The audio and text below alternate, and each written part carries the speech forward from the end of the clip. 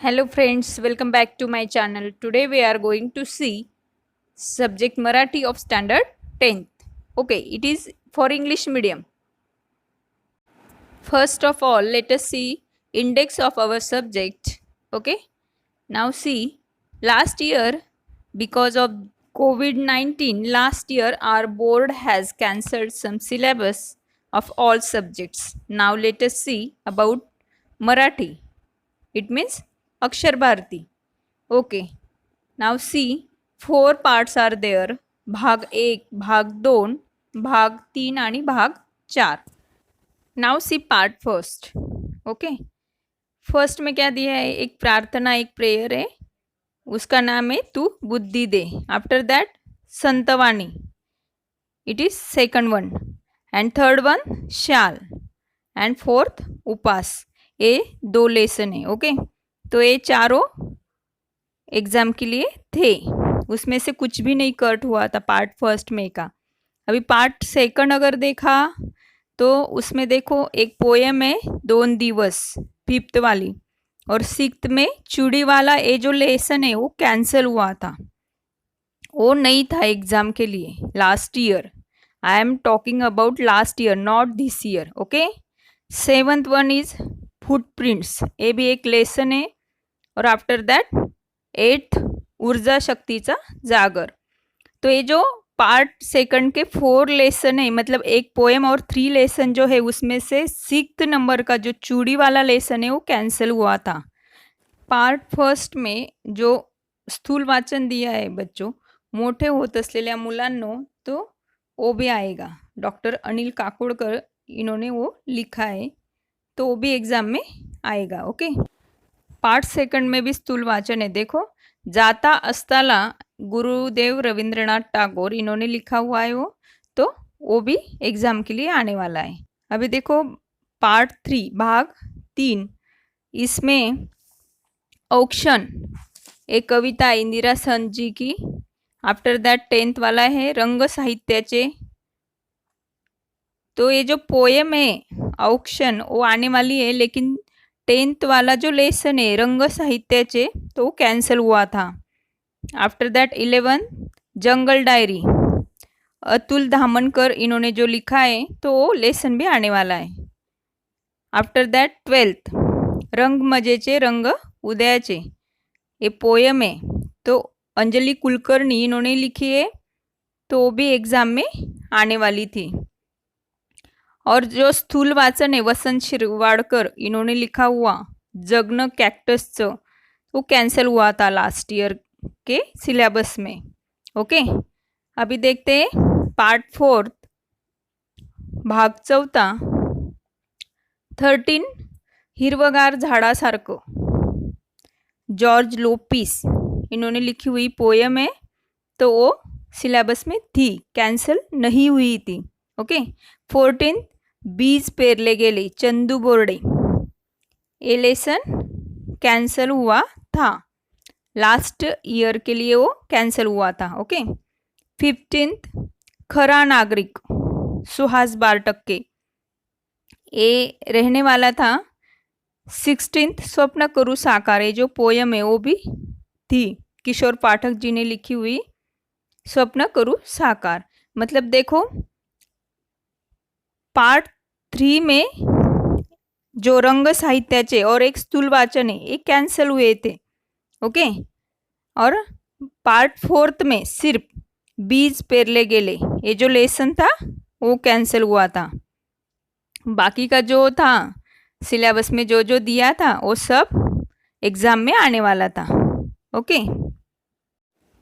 अभी तुम सोचोगे कि ये जो कैंसिल हुए थे वो लेसन, उसमें जो जो है वो कुछ भी आने वाला नहीं था. तो वैसा नहीं था. जो ग्रामर था इस लेसन के ऊपर, जो ग्रामर पूछा गया था तो वो एग्ज़ाम में आने वाला था. तो देखो बच्चों, अभी मार्क्स के बारे में देखते हैं, है ना. कौन कौन से टॉपिक को कितने कितने मार्क्स रहते हैं. गद्य विभाग जो होता है जिसमें लेसन्स के जो पैसेज आते हैं उसके ऊपर क्वेश्चंस पूछे जाते हैं, तो वो 18 मार्क्स के लिए होते। हमें तो मालूम है 80-20 पैटर्न है, मतलब 20 मार्क्स जो क्लास में जो जो एक्टिविटीज ली जाती है तो उसके ऊपर वो 20 मार्क्स होते हैं, और पेपर 80 मार्क्स का। गद्य विभाग के ऊपर 18 मार्क्स के क्वेश्चन। आफ्टर दैट पद्य विभाग मतलब पोएट्री सेक्शन, ओके। पोएम्स के ऊपर 16 मार्क्स के लिए क्वेश्चन पूछे जाते। आफ्टर दैट स्थूल वाचन, ओके। तो स्थूल वाचन के ऊपर भी 6 मार्क्स के लिए क्वेश्चन पूछे जाते हैं।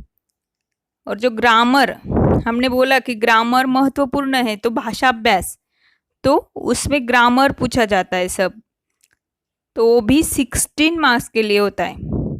जो क्वेश्चंस पूछे जाते हैं वो 16 मार्क्स के लिए होते हैं। एंड लास्ट वन उपयोजित लेखन, जिसमें लेटर, ऐसे वगैरह, स्टोरी, ऐसे कुछ क्वेश्चन उसके ऊपर पूछे जाते हैं। मतलब एक तो लेटर लिखो, ऐसे लिखो, ऐसे आता है ना, तो उपयोजित लेखन में आता है।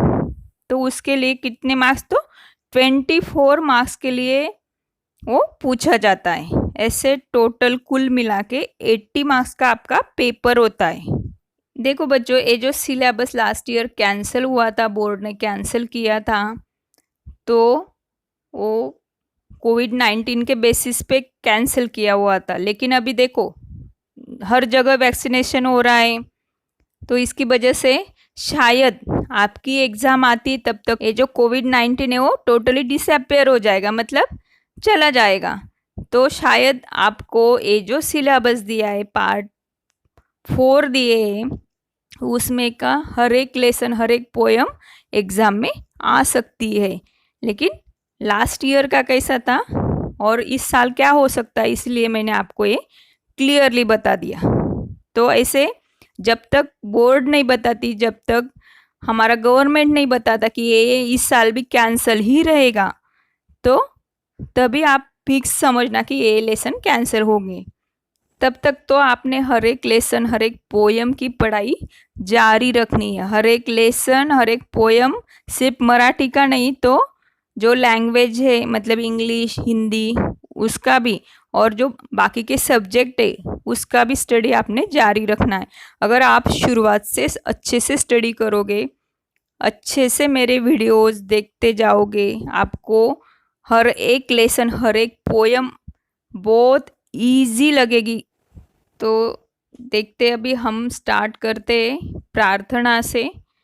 पार्ट फर्स्ट में फर्स्ट जो दिया गया है वो प्रेयर है, तू बुद्धि दे, गुरु ठाकुर जी ने लिखा है। तो अभी देखते भाग 1, तू बुद्धि दे। प्रसिद्ध कवी, गीतकार, स्तंभलेखक, नाटककार, कथा, पटकथा आणि संवाद लेखक, मराठी चित्रपटांसाठी त्यांनी लिहिलेली गीते अतिशय लोकप्रिय आहेत. नटरंग, अगबाई अरेच्या, घर दोघांचे, टाइमपास, डॉक्टर प्रकाश बाबा आमटे यांसारख्या अनेक प्रसिद्ध मराठी चित्रपटांसाठी त्यांनी गीतलेखन केले आहे. गीतलेखन मीन्स जो सॉन्ग्स है वो उन्होंने लिखे. सर्वोत्कृष्ट गीतकार म्हणून त्यांना सन 2009 साली कला गौरव पुरस्कार व सन 2010 साली झी गौरव पुरस्कार यांनी सन्मानित करण्यात आले. प्रस्तुत प्रार्थनेत सन्मार्ग मतलब अच्छा मार्ग, ओके, सन्मती आणि सत्संगती यांचे महत्त्व कवीने अधोरेखित केले आहे. कायम सत्याची कास धरता यावी मतलब हरदम सच ही बोलना चाहिए. संवेदनशीलता जपण्यासाठी ताकद मिळावी, अनाथांचे नाथ होण्यास बळ मिळावे व शाश्वत सौंदर्याचा ध्यास लागावा, या भावना प्रार्थनेतून व्यक्त झाल्या आहेत.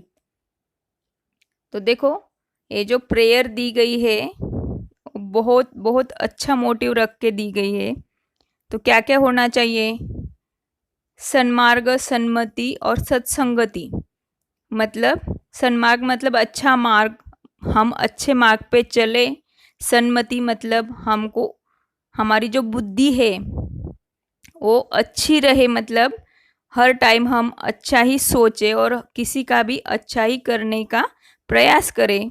सत्संगति मीन्स हम जिनके साथ रह रहे हमारे फ्रेंड्स, तो वो कैसे होने चाहिए, अच्छे नेचर वाले होने चाहिए, उनको अच्छी आदतें चाहिए, ऐसा इस पोयम में दिया गया है। ये पोयम जो है मतलब ये प्रेयर जो है उसमें क्या दिया गया है कि हमें क्या करना चाहिए, किसके बारे में एक्सप्लेन किया है यहाँ पे, इम्पोर्टेंस ऑफ गुड वैल्यूज। जैसे गुड वैल्यूज में आता है सन्मार्ग, सन्मति, सत्संगति। आफ्टर दैट सच बोलना चाहिए, संवेदनशीलता जिसको हम बोलते हैं कॉन्शियसनेस, सेंसिटिविटी। और उसके लिए क्या चाहिए हमें, स्ट्रेंथ चाहिए। ताकत मीन्स स्ट्रेंथ, पावर। ओके। और जो जिनको हम हेल्प कर सकते, जिनका कोई नहीं उनको हमने हेल्प भी करनी चाहिए। और जो नेचर की, यूनिवर्स की जो ब्यूटी है, तो उसके लिए मतलब उसको, उसके बारे में भी हम कॉन्शियस रहना चाहिए। इस प्रेयर में ऐसा दिया गया है। तू बुद्धि दे, तू तेज दे, नवचेतना विश्वास दे, जे सत्य सुंदर सर्वथा आजन्म त्याचा ध्यास दे, हरवले आबाळ ज्यांचे होत यांचा सोबती, सापडेना वाट ज्यांना होत यांचा सारथी, साधना करीती तुझी जे नित्य तव सहवास दे, जाणावया दुर्बलांचे दुःख आणि वेदना, तेव त्या राहो सदा रंध्रातुनी संवेदना, धमण्यातल्या रुधिरास या खलभेदण्याची आस दे, सामर्थ्य या शब्दास आणि अर्थ या जगण्यास दे, सन्मार्ग आणि सन्मती लाभो सदा सत्संगती, नीती नाही भ्रष्ट हो जरी संकटे आली किती, पंखास या बळ दे, नवे झेपावण्या आकाश दे। बहुत मीनिंगफुल प्रेयर है और आपने क्या करना है, अच्छे से उसको रीड करना है। जब जब आपको अच्छा लगे उस टाइम आपने ये पोएम रीड करनी है, क्योंकि वो एक सच में स्ट्रेंथ देती है और गुड थिंग्स हमें सिखा रही है। ओके। तो इसलिए अगर हमने हर रोज़ भी ये प्रेयर बोली तो अच्छी बात है, लेकिन एक बात ध्यान में रखना, इसके ऊपर कौन से भी क्वेश्चंस आपको एग्ज़ाम में पूछे नहीं जाएंगे। सिर्फ आपको रीडिंग के लिए, मतलब कौन से भी अच्छे काम में पहले हम क्या करते हैं, प्रेयर करते हैं ना गॉड को। तो हमारा जो 10th का आपका नया ईयर शुरू हो रहा है, एकेडमिक ईयर, तो सबसे पहले आप क्या करने वाले हैं, गॉड को प्रेयर करेंगे। इसीलिए फर्स्ट वाली जो पोएम है, प्रेयर दी है आपको जो मीनिंगफुल है, तो आपने वो उसको अच्छे से पढ़ना है। ओके। देखो बच्चों, ये जो तू बुद्धि दे फर्स्ट वाली प्रेयर थी गुरु ठाकुर जी ने लिखी हुई, वो मैंने एक्सप्लेन नहीं की हुई है क्योंकि ये आपको एग्ज़ाम में आने वाली नहीं। लेकिन नेक्स्ट जो अभंग है, सेकंड नंबर का जो आपको अभंग वाणी जो है, उसमें अंकिलामी दास तुझा ये अच्छे से एक्सप्लेन की हुई मिलेगी। ओके।